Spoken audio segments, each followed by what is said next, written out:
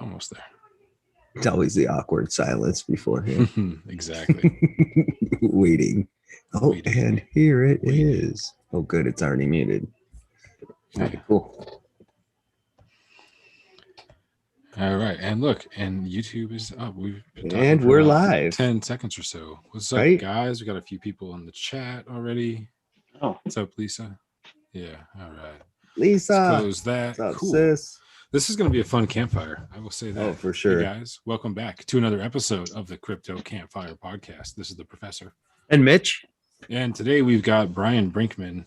And this is going to be a round 2 with Brian. It was just, I don't know what, 4 months ago, 5 months ago. I didn't actually check to see the date, but probably we had like a lot 8. of fun. It was Yeah, probably like lost 8 or track of 10. Yeah. It was a long time ago. It goes so fast. I mean, we just it didn't happen in 21, and it's already the 7th month of, the 7th month of 21. How is it already the 7th month of 2021 though? Let's talk about that. That's more important. Right? How in the hell is it already July? This is yeah, right. okay. Someone told So me they're like, it's almost August. I was like, it is. Right? I mean, that means like October's right around the corner. wait a and then minute. there's Isn't fucking winter August like the coming. end of summer? I thought summer was starting. I haven't had summer yet. Have you had summer yet? Well, we've had Oh, it's summer. pretty hot here. Yeah. Oh, I'm talking about weather. I'm talking about summer. You know, summer is a thing, a proverbial thing. It's not temperature. Let's be real. Well, Oh, summer man. consists. Okay, so let's start with that. Let's start with that tonight. We'll go around the table and let's start with Brian since he's our guest. Brian, what is summer to you? I'd say it's when the Good idea. weeds start to grow, and then I can judge how long summer's gotten by like how long they've gotten really tall.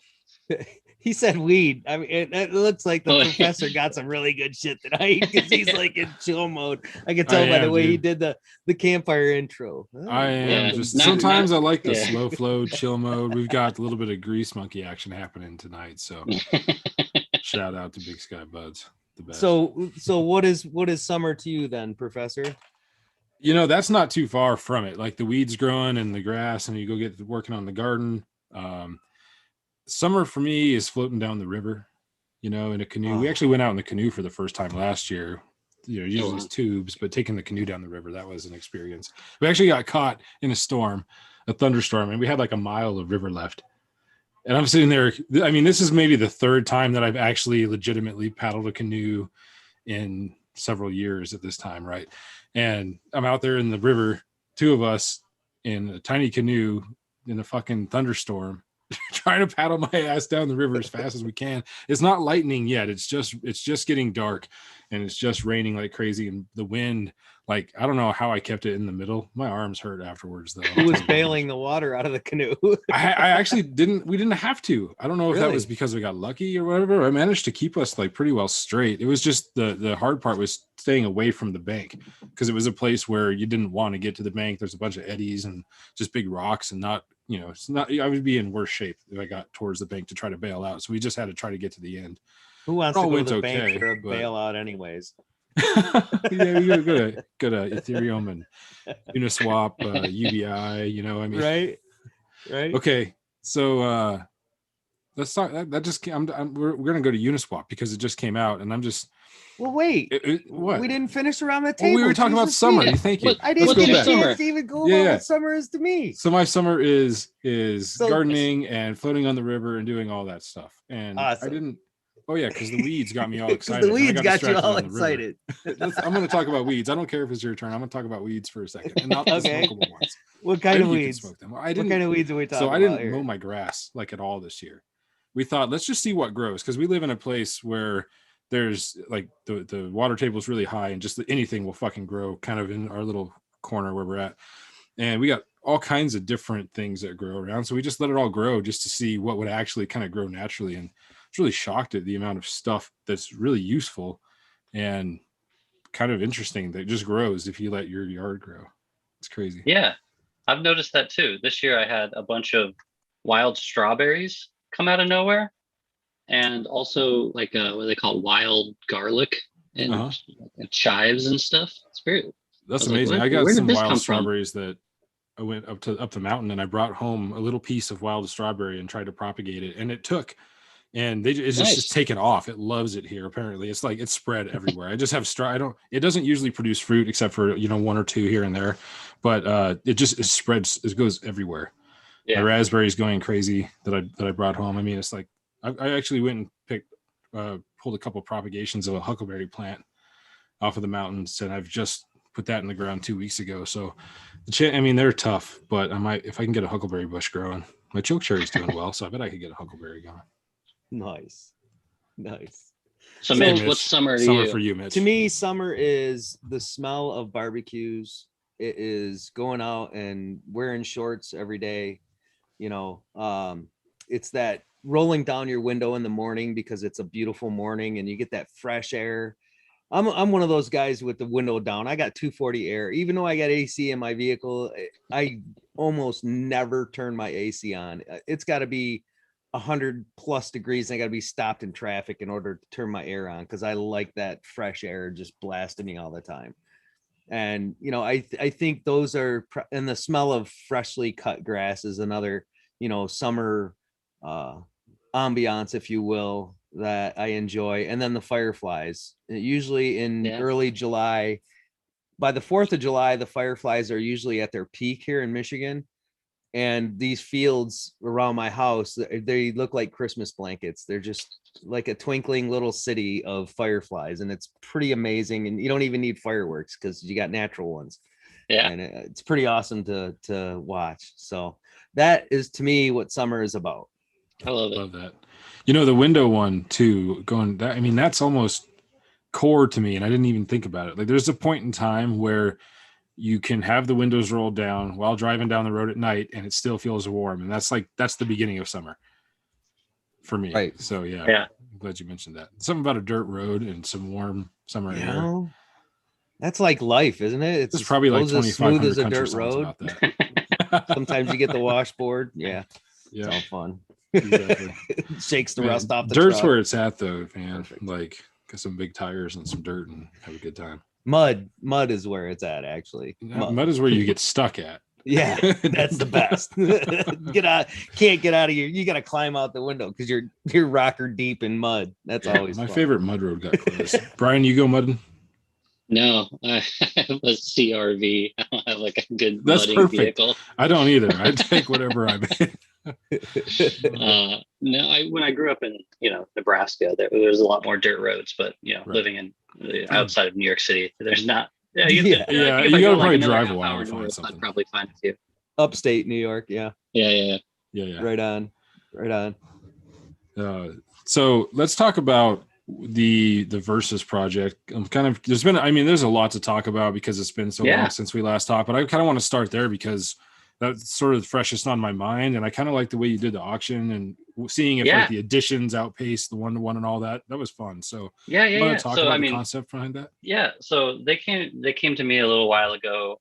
They've done a few drops before with like Ikaitsa and Zygor and a couple other people. But they basically have this concept of letting the collectors decide whether it should be a 1-of-1 or an edition. And so the way it kind of breaks down is you can have someone bidding on the 1-of-1, and they could say, I'm going to bid 200 on this. And then you can have 10 people bidding $20 and having the same price total. And that's where the kind of combination goes, is that there's both a bidding for the 1-of-1, and then there's also a bidding for each of the editions. And so with mine, it went back and forth for quite a while. We ran it this morning for 4 hours because it's on the Flow blockchain, which is still not very regulated in the US. So we kind of did it for like European time zone. But it's the same blockchain that like Dapper Labs and Top Shot and all these other UFC things going to be on. So it's going to become a big part of the ecosystem. So I got really excited, kind of be a part of this new blockchain. And they kind of did this website Versus, which is like on-chain art with this really cool auction dynamic. And so it was really fun to kind of run it this morning and see it kind of go back and forth, and seeing how the edition collectors were kind of banding together to get their total value up high enough to win. And then at a certain point, the editions took over, and then people stopped trying for the 1 of 1, and then it became a bidding war of trying to get into the 10 editions, and so it becomes this fun dynamic to watch. That's awesome. And it's unique too. Like it kind of takes, I mean, auctions have always been fun in my opinion. I like auctions in a way, but watching that and kind of getting like that gamified aspect, and then, you know, the nerd, you know, side of you going like, now what factor is, or to what degree is the fact that there are editions available affecting the price of the 1 of 1 and vice versa? Like there's, you know, all those dynamics that start to play in too. You know, you can start analyzing it for, you know, prospective sales and that kind of stuff too. And like, it's fascinating to me because I like numbers, but yeah, no, I saw one of the collectors I know bought 2 because they're anticipating this upcoming marketplace that will launch in, I think, the next few weeks. So there'll be a secondary aspect. And then another collector, their game theory, because you can bid on specific editions. And they said, well, if you look at these, some people are doing 1s of 20s, but some people might do 1s of 5s. So I'm going to make sure I go after the editions in like the first 1 to 3 so that I can get edition number 1 or edition number 2 of every collection, you know? So it's fun to, people are already thinking like down the road, how can I build a collection of sequential numbers and stuff like that? That's awesome. I love that. It's kind of like the collectible world has almost taken over. I don't want to say taken over the NFT space, but it's become very popular at the minimum just because of the speculative side of things. And it's kind of interesting to see how that sort of flows over into the art, you know, the actual, and I mean, there's obviously a merger just with the fact that it is art that's collectible, but you know, the avatar concept is much more like, almost more like trading coins than it is art collecting in a way, to an extent.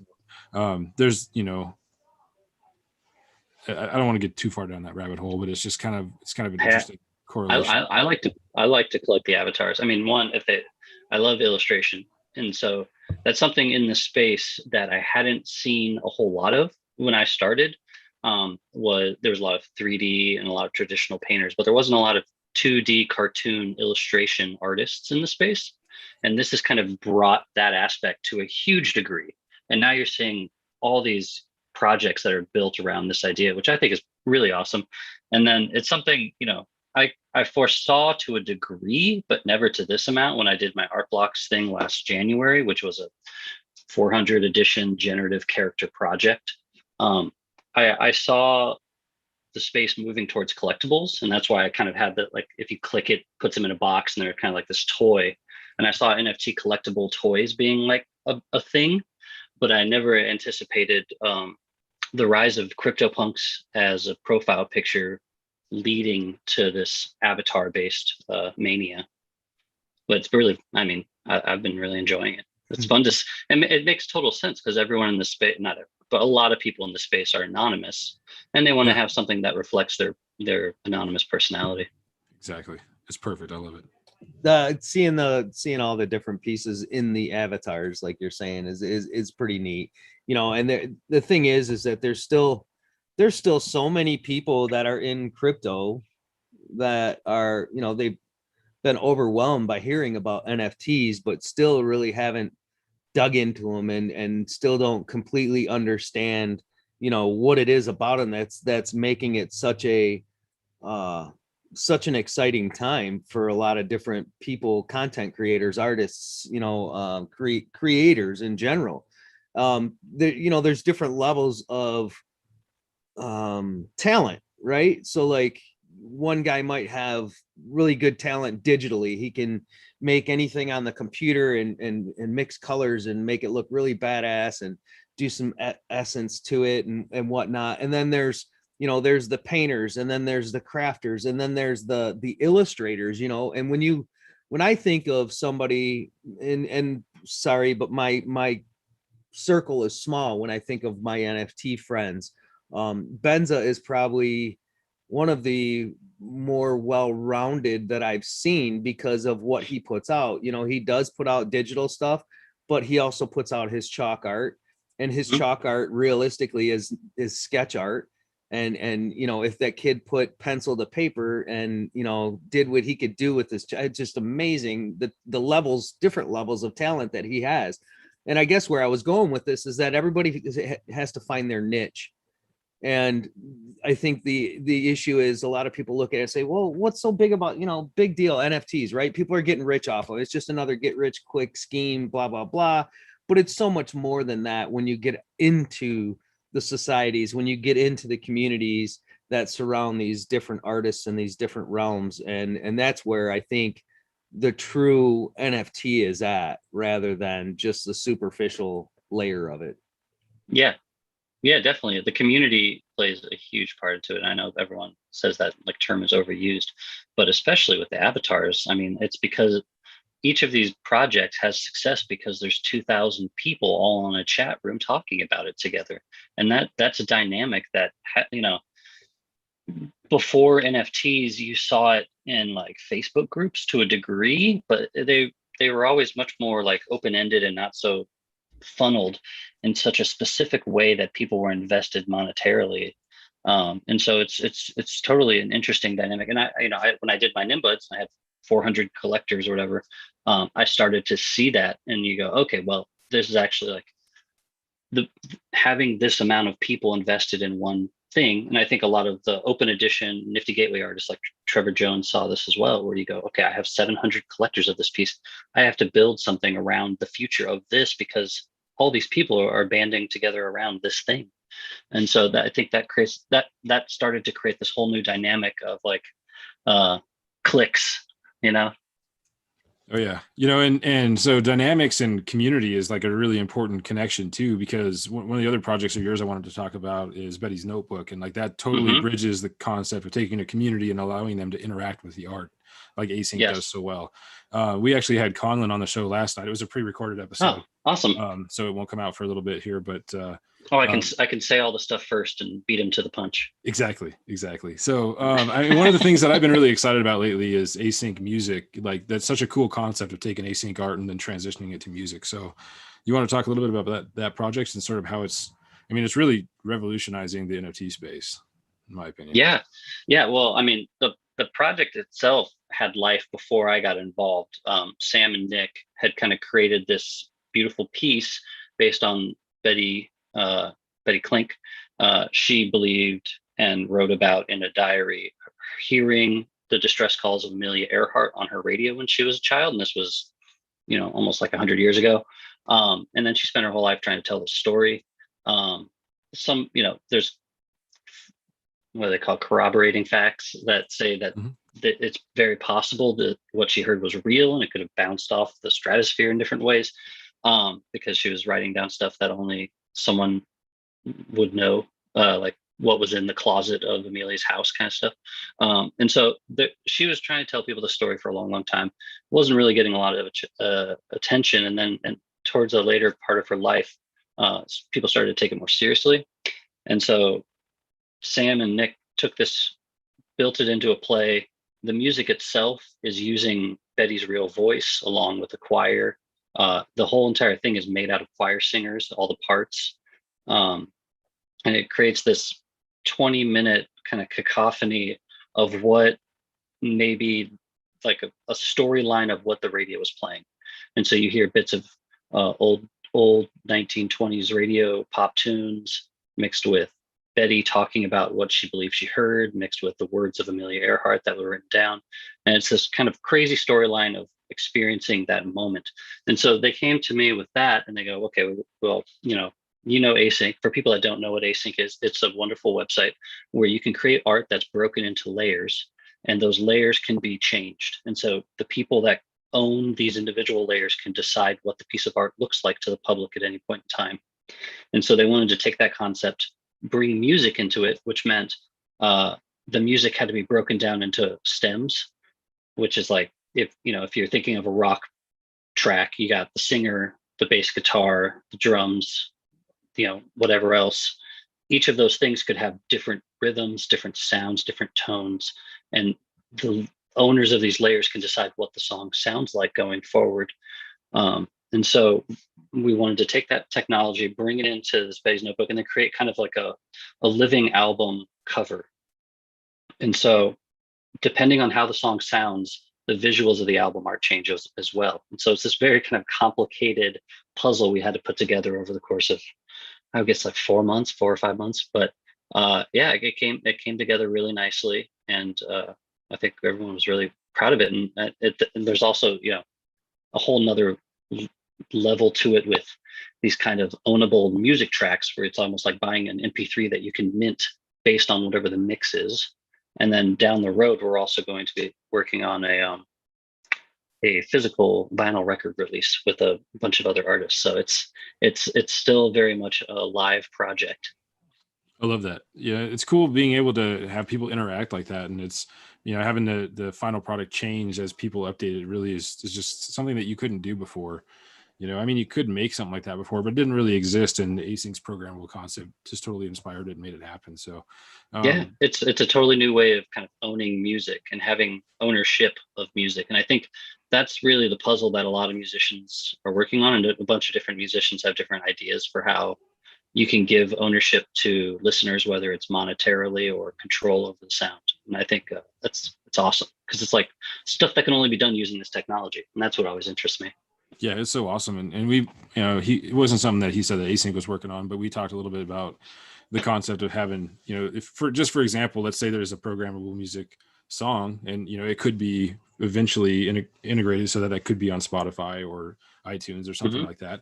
And then you go and update the, layers based on your ownership and that sort of stuff. And the one that people have in their playlist and listen to could change all the time. And That would be cool. Yeah. There's a lot of cool things that you can do and extrapolate this to. So I'm excited to see what people build moving forward.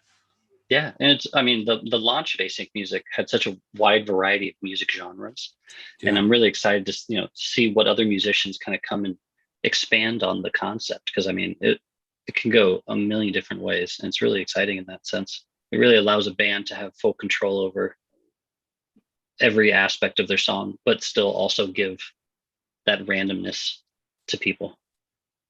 So Bryan, let me ask you. So since there's the potential of a lot of newer people listening to the show today and might not have caught the first episode with you, can you give us a little bit of a background on yourself and what it is that you do in your day-to-day routine, and then how you got into the crypto space and the NFT space? Yeah, I mean, my background, I worked in advertising and television, animated series, late night television. And I joined the NFT space, I guess, what was it, 18 months ago, January of 2020.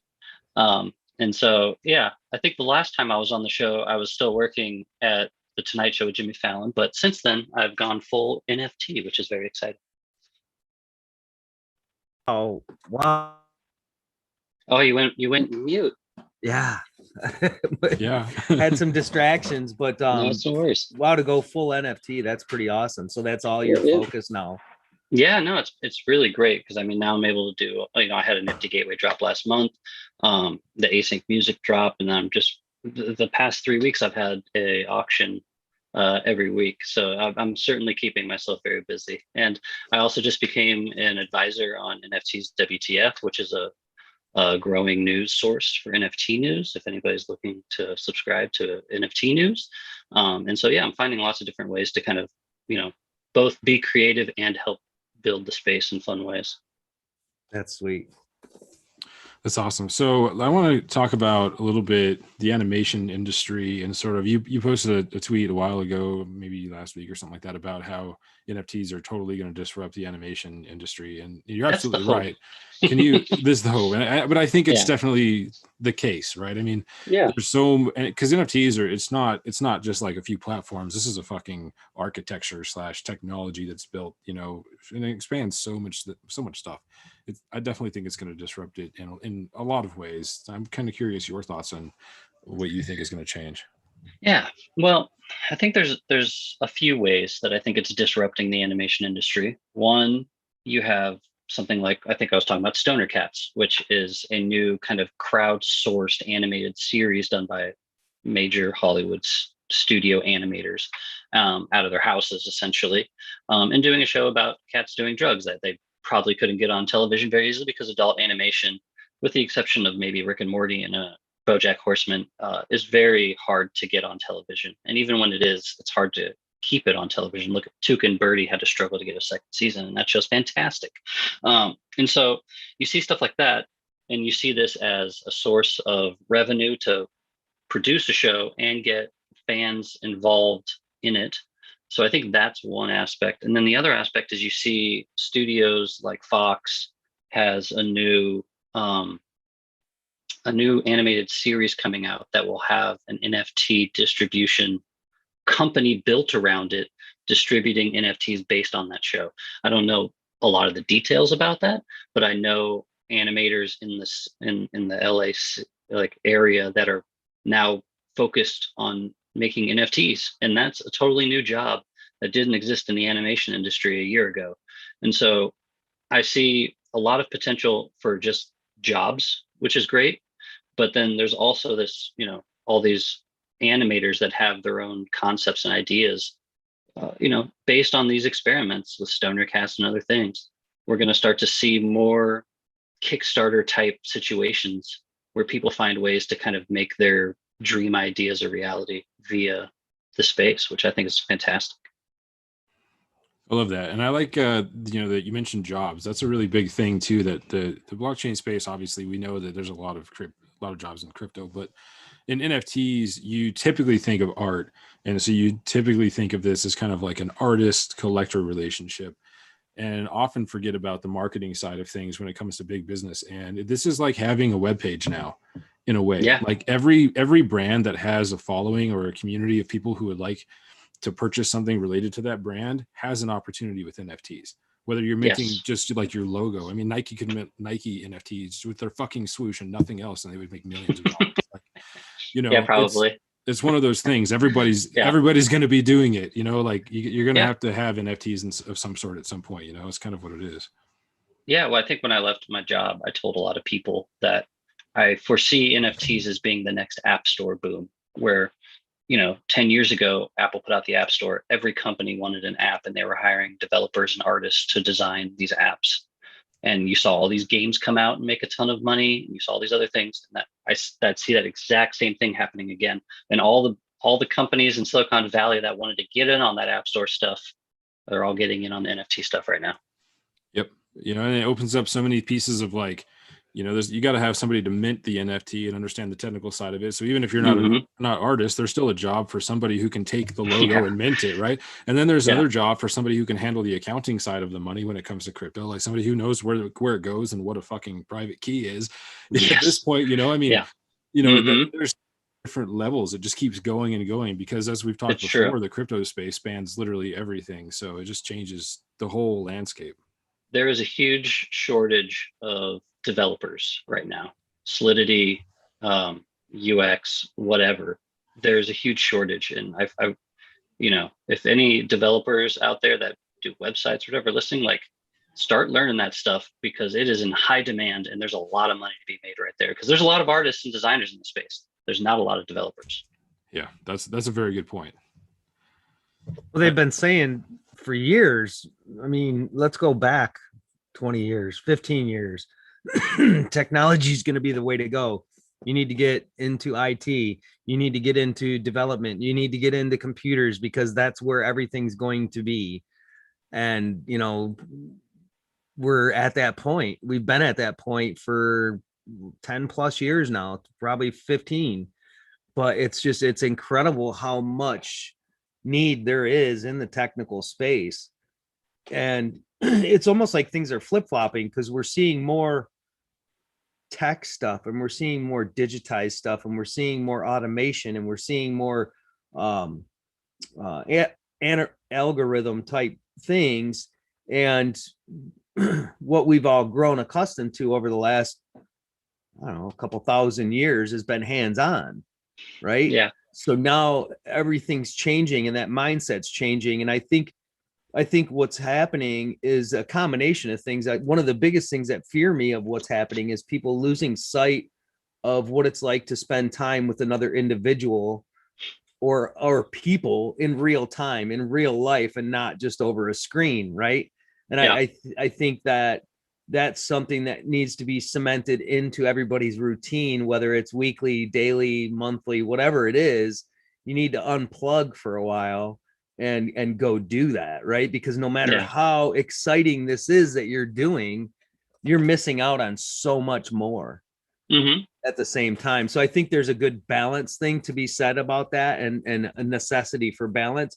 But I guess where I was going was just, it's crazy how much we're so into tech. We can't, 20 years ago, I didn't have a phone. You know, I mean, I did, Yeah. but it was one of those Nextels, right? It was a two-way device, so I could communicate with other workers and my boss. And now I can't go to the bathroom without this stupid thing, and so that's Yeah. a problem for me, right? Yeah. And it's hard to like put it down. So if there was a level of concern that you may have, do you have any advice? I mean, do you take any time to unplug and to step away from the digital creative side of life that you're indulged into? Well, I know I step away from this screen and then I go to a different screen downstairs. Okay. But I go play like video games with friends, or I watch television with my wife. And you still have to, I think I talked about this in a super article I wrote last year. Life is a mixture of both consuming and creating, and you have to do both. If you're not consuming art and entertainment, you're going to run out of, stimulus. And so I think that's a huge part of it. You mentioned not having a phone. You reminded me when I first moved to New York. It was before the smartphones were around. I had a cell phone, but they didn't have smartphones. And I used to have to carry around a tiny little book that was like the size of like a pack of playing cards, called the NFT guide, which is short for the not for tourists guide. And it basically had a map of every like 10 square blocks in New York, and you'd open it up and you'd be like, okay, where am I? This is this restaurant. Really? Being in New York was a lot more of an experimental journey, trying to find how to get to one place to another before smartphones like told you like, follow this route and take this turn right here. Which was kind of fun. But I certainly, once smartphones and the Apple Maps came out, I was like, heck yeah. How many people in the world right now would be lost without maps? Yeah, right. Would be how many people know how to read a topographical map? Yeah, not me, probably. Right. Or a I was in Boy geographical Scouts, map, but I don't remember any of that stuff. Right. Yeah, no, it's no, I agree. Getting out, seeing people is important. Last weekend we were talking about Betty's Notebook. I saw Sam, the conductor. We went to the Brooklyn Museum and went to the Cause art show. That's awesome. And so like, it's important to get out. I think now that people are vaccinated and getting more out, the city's more open now. Concerts are happening, museums are open. There's a lot more to do. And there's a lot more NFT meetups happening. I've met a lot of NFT people in real life in the past couple months. It's been really awesome. That's cool. So, I don't know if that counts though, if you like get away from the computer and NFTs and then you go to a bar and talk NFTs. It does though. It does count, right? Because you stepped away from that digital screen. Your eye stimulus, your brain stimulus, your endorphins, everything within you changes when you're not looking at this and you're physically engaging with another person. Yeah, no, that's what this summer has really been, talking about what makes this summer feel different is that people got out and started seeing each other again. Right. And that was like when it felt like summer, is that there wasn't this like weird disconnect. Yeah, I miss that because it's not like that here yet. I still live in a small city, and there's not anything. I mean, there was never anything for crypto meetups. So I've got to fly everywhere anyway. And yeah, so nothing new here, and I haven't been able to fly anywhere. So I've got a slow year from that, but I'm really, really itching to get back to meetups and conferences, just having a good time. Are you guys going to come to NFT? Are you guys going to come to NFT NYC this year? When is that? October, I think. If it's around the 2nd or 3rd, I'll be in Pittsburgh. That's not very close at all. No, not at all. It's like 8 hours away. Well, it's better than Guess 16. we can just bounce back and forth. Yeah. Okay, so really important question here. Would you rather fight one bear-sized butterfly or 100 butterfly-sized bears?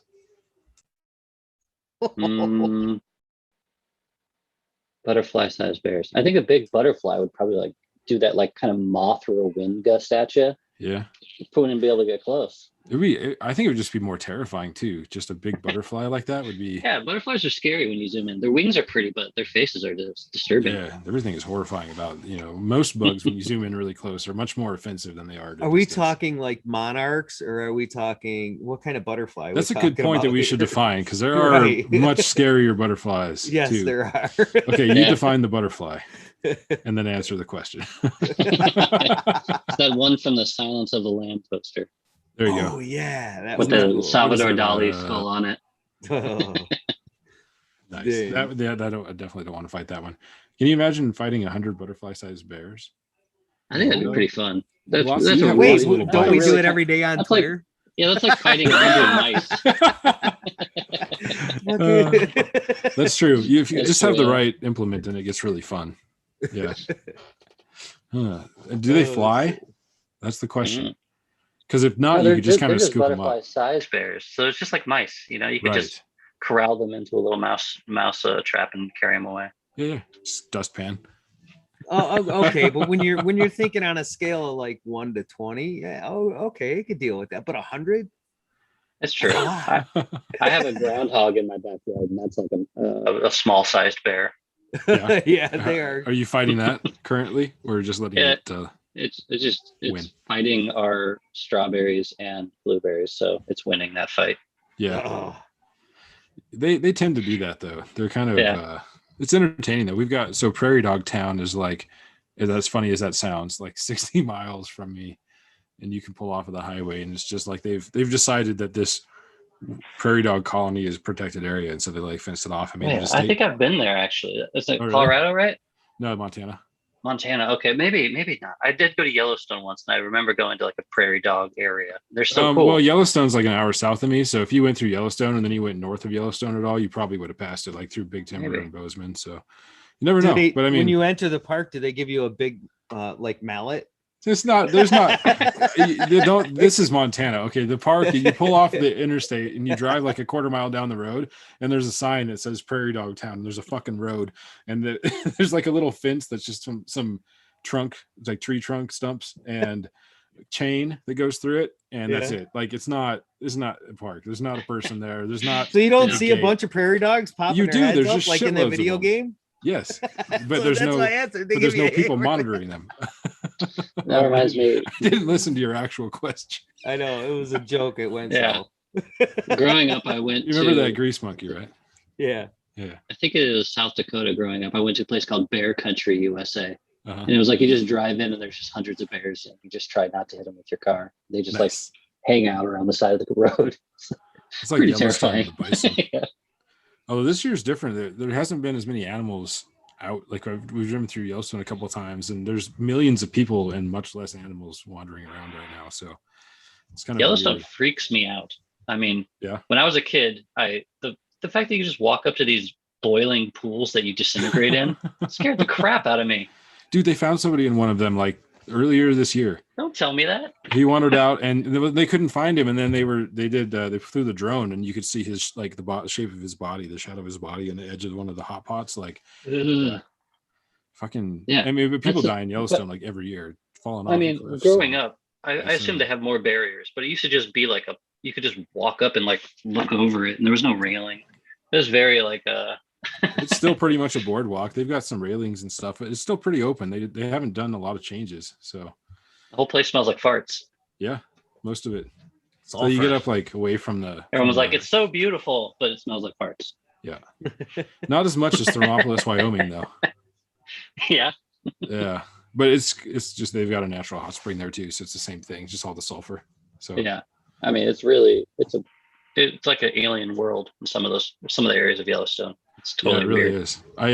I flew my drone there when we went through there, and I got some video over the hot pots before I noticed in the flyer that it said drone flights are prohibited, and so I was like, fuck. So I put it away, and for the NSA who's listening and really cares about this, I didn't fly it anymore afterwards. I promise. Oh, But I yeah. got some cool pictures while I'm up there, so I'm going to be putting some of those into NFTs for funsies. So Have working you- them in for textures. Have you taken your drone and like done that photo geometry stuff where you like circle something and get a ton of photos, and then you load it into this photo geometry thing? You can make like a 3D model of whatever you've win I've around. been thinking a lot about 3D modeling stuff like that because I'm not a sculptor, right? So I can't. I mean, I can make abstract stuff or whatever I want, but I'm not. If I want to like try to sculpt something, it doesn't work. And so I've thought a lot about trying to take physical objects to make new 3D assets because I don't find it as entertaining to use stock assets and build stuff. Yeah. And I would like to create things like that. So any way that I can turn physical objects into 3D is going to be fun. And I haven't tried doing it with my drone, but I have tried it with my phone. I've got a Samsung S20, and so you can go all the way around it and build a 3D scan it, and it's pretty accurate for a phone. Yeah. I'd love to try it with my drone. So I bet you could do some really cool stuff with the drone, get some like landmarks and buildings and stuff like that. Yeah, that'd be so. I mean, take it with me everywhere I go now at this point in time because I've discovered, I mean, it's so useful to be like, you park somewhere, I have a drone. I can check this out, or I can check that out. Or like, what's over the other side, and you can see some wildlife and stuff before you've scared it away. And I was amazed at how much activity, like waterfowl and stuff and sandhill cranes and all that were just on the other side of my fence that you couldn't see until you fly the drone overhead. And I mean, it's a lot of fun. Tell you it's funny you asked him that question, and the first thing that came to mind was the Dos Equis commercial. The most interesting man in the world, right? I mean, this guy. I don't always fly my drone, but when I do, I take 3D scans of everything, right? And make geographical maps of it. Yeah. Maybe that'll be. See, that's what I'm gonna have to do now. This will have to be my thing, and I'll have to like give Bryan a cut for it. I'll have to like introduce it. The whole marketing will just be the most, and I'll just copyright the whole thing. You might already have the footage of like Yellowstone that you shot with it that you could probably like load into one of these softwares and get like a whole 3D scene. I got some stuff. We'll have to see what I can come up with. I've done a lot of like just taking video of random stuff and having fun. So I've been trying to think about that kind of stuff. As much as I'm not great at modeling in 3D, but there's something really fun about like if you can just scan in whatever 3D stuff you have around and then make fun things with it.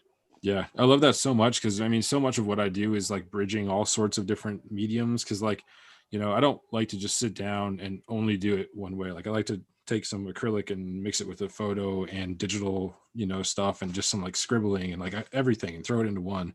And then you can still make a cohesive piece, but you've just, acquired new textures is what I like to call it. I'll look at something, I'll take a picture. I'm like, I need that texture, or like, I need this contrast here so that I can overlay it with something and it cuts out this and that. And like, I mean, it's just so much stuff you can do by mixing different mediums together. And it's fascinating to me. Yeah. Well, I love the piece I got of yours from the Daniil's auction house, which is like a floral piece that has some glitches and it also like breaks the framing of it a little bit. Oh yeah, that's right. Thanks for snagging that, by the way. That was actually one of my more enjoyable ones to create when I was kind of doing some of my glitch stuff like those. And I had a sunflower that I did in the same style. And there's a bunch more of that coming because the garden this year is so intense. Like I've got so many pictures stacked up in my phone that are in my literally called to fuck with gallery because I've got nice. Yeah, so keep an eye out. There'll be a lot more of those floral pieces coming. I had a lot of fun with those. Yeah, I saw tomorrow they have that auction house. They're going to auction off one of the Twitter NFTs. Yeah, so I'm curious to see how it does. I was given one of those. I got lucky and I won that lottery of sorts. Oh, and so I don't know what to do with it, but I'm curious to see like what the demand is for something like that because it's a fun novelty NFT in a way. Yeah, definitely. There's demand for it for sure, just in that it's historical in a way. Yeah. There was a lot of people that were kind of upset with how it was handled. I didn't really get to what the core of their argument was, but I'm curious if you caught any of that and what your thoughts are on the whole thing. I think some people thought that doing it on Rarible wasn't, some people are, blockchain maxis and they want everything to be like very special. But, sometimes these things are just silly giveaways and you don't need to like write a custom contract. You don't have to overthink it. Yeah, but I don't know. I think I got lucky, I guess, but I was kind of making fun of them a little bit and they still let me have one. Nice. Yeah, I thought it was very silly because that's good of them. I don't know. Sometimes I have a cynical take on that kind of stuff, but I thought they put an effort into the animation. I just thought, as an NFT, they could have probably done some more interesting stuff with like what the NFT does on Twitter. But what are you gonna do? It's a novelty. The nice thing about NFTs is you can build that functionality in later too, because all you have to do is check if somebody owns it and voila, you have extra features or whatever. I mean, that's the cool thing about what blockchain allows is, it's very easy to just tell ownership. I mean, that small, there's so much more you can do with it, obviously, but even just that small piece of data is enough to offer so many more opportunities and function to your NFT beyond just having it be a piece of art. So, that opens up the whole community thing, and then you have verified community members in a way, and then it's just onward from there. It's so cool what you can do. Yeah, it kind of reminds me of, I worked on that SNL NFT sketch, and I had to make kind of parody NFTs. And these Twitter ones almost feel like almost like a parody of what they thought NFTs in the space should look like in a fun way. They didn't take themselves very seriously, but they were a fun homage to the genres and styles of the space. Yeah, that was a hilarious sketch too, by the way, especially, from being in the crypto space as long as I have, and something about it. It was all perfect. Like, it was just the perfect satire. I had a good time with it. Mitch, did you see that? Yeah. No, I didn't. Oh, really? You'll have to check it out. It's very silly. What is it? It's an SNL sketch about. Well, here, you explain, Brian. Yeah, well, it's like a parody of an Eminem song, and they talk about what is an NFT, and no one can really fully explain it. But it's all these people attempting to explain it and giving funny examples of what NFTs are. And so, I worked with the team and the designers to kind of make some fake ones, and we also got to throw some of my real ones in there, which was really cool of them to let me do. So there's like some Nimbuds and my super rare pieces and stuff like that. But I made sure with the Nimbuds, I made fake ones because I thought it would be like collusion if I used real ones. there would be somebody on Twitter who was angry about that. Yeah. Sure. Right. Yeah. So it was. I mean, some new ones. It was like a lot about what we talk about all the time. That's the theme of it, of like, we talked about this way before NFTs were even on our radar, about like, what is Bitcoin? When you're trying to talk to somebody about cryptocurrency and why, like, I'm not selling you something. I'm just literally trying to, I'm excited about this. And that's why I started talking about it. I'm not trying to sell you anything. I don't make any money if you buy Bitcoin. Right. Like, because you're only going to buy unless you're going to buy a worth. lot of Bitcoin, like then we can talk about it. Right. Yeah. Oh, are you a millionaire? Let's talk. But if not, it ain't gonna fluctuate. Exactly. Don't worry. Yeah. A lot of people are like, how do I make money? I'm like, I do not want to be responsible for your investments. No. Here's what it is. It's cool, but I'm not. How do you make money? Let's think about that for 1 second. How you use your brain and work hard, money? and you also got to get a little bit. You lucky. put in effort and you make money. Yeah. Period. Whether depending on where I don't your want to say effort period. is, That's not always true. Yeah. But it is. There's a lot of ways. There's different ways to make money. There's honest ways and there's dishonest ways. And people do both in this That's space. the divider. Right. Yeah. That's and then we go back to that balance thing, right? Yeah. Yes. That's just societal balance at that point. Speaking of society, I need to get out these couple of announcements, if I may, before we get into the last questions of the evening. The first announcement is coming up in August 27th and 28th in Kansas City. My good friend and actually brother and sister, Clint Westwood and Litecoin Lisa, are taking happy hour on the road. They will be in Kansas City, and that is again the 27th and 28th of August. And these guys they've been doing the happy hour for quite a while. It's become a really popular show. Just real talk, it's no bullshit. It's just real talk about everyday stuff and enjoying life and having a sip at the same time. So, keep your eye out for that. If you haven't caught happy hour with Clint Westwood and Litecoin Lisa, check that out on Fridays. It's 4 p.m. Eastern Standard Time. Actually, no, 4 p.m. Central Time, 5 p.m. Eastern. Is that right? No, 3 or 4. Anyways, 3 or 4. Damn it. See, that's what happens when I'm in a different time zone, because it's like, oh, it's on already. I thought it didn't come on till 5. Oh, but no, it's on already, and it's only 4. So it must be 3 there. So, anyways, can you imagine if they moved Wheel of Fortune? If they flipped Wheel of Fortune? Oh my God! If Wheel of Fortune didn't happen at 7 p.m. Eastern Standard Time, I would be screwed. I wouldn't know when to go to bed. Honestly. So keep your eye out for that, guys. And the next thing is our Christmas I really need to come up with a name for this thing, this fundraiser that we did at Christmas time. Anyways, Buddha Strauss is the woman that received the funds from our generous community, pitching in and helping somebody that was affected by COVID. She wasn't really affected by COVID. It was just at that time frame came down with a neurological issue, and it's caused a lot of motor skill problems with her, speech problems, physical problems getting around. So, you know, we gave her that donation, and then I took it one step further, and I've been taking on doing a handicap accessible bathroom for this woman. And so right now we have the shell of the bathroom built, and that was done in February. I got that accomplished. And then it was just recently a good friend of mine who's a plumber and electrician. You know, I was talking to him and said, hey, would you do this? And, you know, I said, I'll pay you. And he goes, no, if it's for a veteran, he says, I'll tell you what, he says, I'll do it pro bono. He's going there the first weekend in August. He's going to put in the plumbing and electrical. And then we had another anonymous donor that just said he would cover all of our costs to get this bathroom done. So excited to get this thing moving again, get the plumbing and electrical done, which is something I've been waiting on.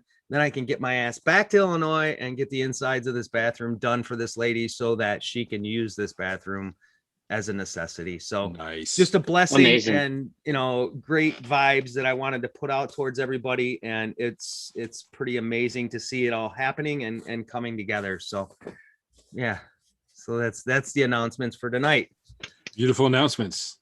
Beautiful announcements. Now, Brian, if you were a breakfast cereal, which one would you be and why? Cinnamon Toast Crunch, because it's the best, you know. No, if I get to be a cereal, why wouldn't I be the best one? Yeah, I will say I love Cinnamon Toast Crunch though. It tastes so much like I always feel like you should make the Taco Bell Puffs. I haven't heard that song in so long. Have you heard the toast song? I have to look it up. I gotta look it up after this. Yeah. The get up in the morning around 6 a.m. We're not gonna get in there. But the toast song is like one of my favorite memories from 7th grade is the toast song. Oh, speaking of songs that really stick with you, have you guys ever heard the Scotsman song? I don't know. I don't think so. Maybe I have. Oh my God, look it up. All right, it's hilarious. I couldn't quote the words, all of them, but at one point, it's a Scotsman. He's drunk. He finds a tree, falls asleep, you know, and then these two girls come wandering by, and they're like, "Oh, I wonder if this Scotsman, you know, if it's true what they don't wear beneath the kilt." And you know, they put up his pick up his kilt, and they're like, "Oh, what befall my eyes," and all this other stuff. It's hilarious. And then this guy wakes up and he stumbles to the tree to take a leak, and he's like, "Oh, lad, I don't know where you been, but I see you won first prize." So it's hilarious. You got to listen to it. It's a lot of fun. All right, I got that. I got it. Oh man, this sounds like this is taking a turn for the worse. Hey, the coffee's working. The coffee's working. All right, I had a shot of espresso and my cup of coffee, and I'm ready to go for another hour. But I'm gonna make some iced coffee, I think. You know. Okay, so like we've gotten on this weird oat milk kick, which sounds strange because I don't like. I eat everything. I'm not like I only drink oat milk. I still chug a gallon of milk. Don't get me wrong, but I've started liking it in my coffee. It tastes kind of fucking. I just drink black coffee, right? Like I don't. It's got a little nutty taste, Yeah, but when I drink sweet coffee, oat milk it enhances it a lot. And then we've discovered chocolate oat milk, which kind of tastes like an old like health drink that my dad used to bring home from work. And I don't know, that combination like turns into the perfect iced coffee mocha thing that like I'm not embarrassed at all, and I'll put whipped cream 6 feet tall. I love iced coffee. I drink that. So good. But black coffee is like there's a special place in my heart, and I feel like I'm disowning that when I drink, you know, like the sweet ones. But it just tastes so good. You know, the Java chip. I hate Starbucks, but the Java. I don't do the sugar. I do the milk, but no sugar. Oh yeah. Fill up your coffee cup with ice and put it underneath your Nespresso machine, and just click go. There you go. By the time it's done, you got iced coffee. It's pretty cool. Yeah, I've gotten even lazier. Now I go to Costco and they have these like tall cans of cold brew, and it's just black coffee cold brew. It's great. Nice. But that's too easy. The laziest coffee you can make. See, I've never gone that far because usually the ones that I buy in a can are like Monster Java or Starbucks. Yeah. You know, heart attack in a can, but if you drink them that fast, but although it does remind me of simpler days. I tried that Pabst They make a iced coffee. Yes. That's We tried actually that for really the first good. time at It Westwood tastes- 2020. It tastes like Yoo-hoo. Yeah. Clint bought crazy. some of those at Westwood when we did Westwood 2020. We actually drove back. Like J-Mac and I tried it, and he about flipped shit too. I think we were both really excited. And we actually drove back to the gas station, and that was an adventure. I'm not even going to get into that. But trying to get to the gas station in Peoria from Clint's house, or not Peoria, but whatever that next town over is. Metamora. That was a fucking mess. It was a fucking mess. And It's like two turns. we found a on. gas. I know. Well, getting there was easy, but then finding the gas stations within it, and then the one we went to didn't have any alcohol at all. And then we went to another one, and they didn't have the coffee. And we finally found a third gas station on the side of the road somewhere that had the Pabst coffee, and off we went. So It's such a strange drink. It doesn't taste like anything it says it is on the can. It doesn't taste like coffee. It doesn't taste like Pabst. It just tastes like Yoo-hoo. Yeah, it's 100%. There's not a lot that tastes like Pabst Blue Ribbon. Maybe red, white, and blue. Well, That's about Pabst it. doesn't taste like much anyway.